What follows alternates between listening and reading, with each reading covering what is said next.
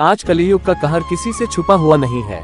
कलियुग के इस घोर अंधेरे में नित्य मानवता को शर्मसार करने वाली घटनाएं होती है। ना तो कोई किसी की हत्या करने से चूकता है, ना ही धोखा देने से।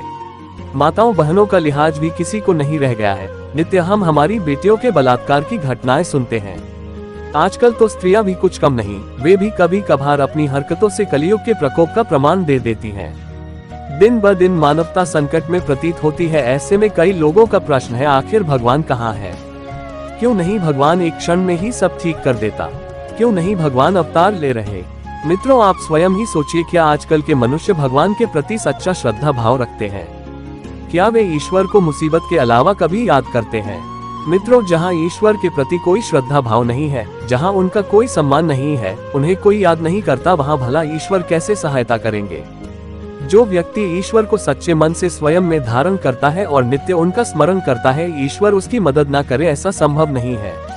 लेकिन आजकल की भागदौड़ भरी जिंदगी में घंटों बैठकर भक्ति साधना करना लगभग नामुमकिन हो चुका है।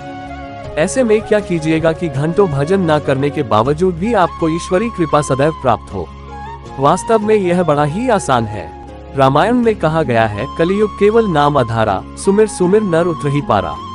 यानी कि कलियुग में केवल ईश्वर के नाम का ही आधार होगा। उसको स्मरण करने से ही प्रत्येक व्यक्ति भवसागर पार कर सकता है।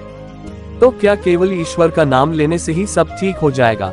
जी बिल्कुल। कलियुग में मनुष्य को केवल अपने हृदय में ईश्वर को धारण करना है। जिस प्रकार से सतयुग, त्रेता युग और द्वापर युग में मनुष्य को ईश्वर प्राप्ति के लिए कठिन साधना करनी पड़ती थी। उन्हें वर्षों तक बैठकर तपस्या, यज्ञ और महाप्रांगण स्थापित करने होते थे। तब जाकर कहीं ईश्वर उन्हें उनकी इच्छा पूर्ण करने का अवसर देते थे। लेकिन कलियुग में केवल श्रद्धा मन से ईश्वर पर विश्वास करिए, उन्हें अपने हृदय में धारण कीजिए। आप जब भी जिस भी स्थिति में ईश्वर को याद कर सकते हैं, अवश्य ही उनका स्मरण कीजिए।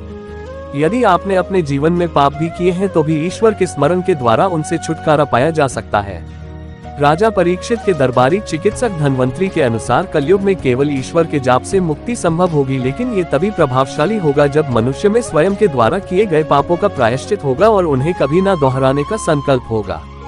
यदि मनुष्य लगातार पाप करे और सोचे कि ईश्वर के स्मरण के द्वारा मैं मुक्त हो जाऊंगा, तो ऐसा संभव नहीं है।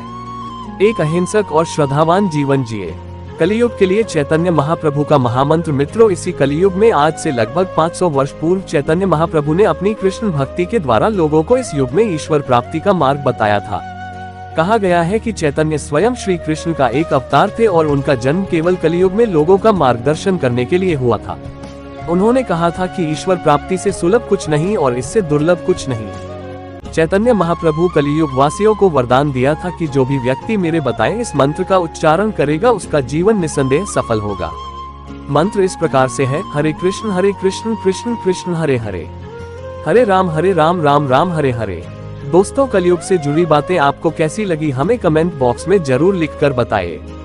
चैनल पर नए हो तो चैनल को सब्सक्राइब कर दें।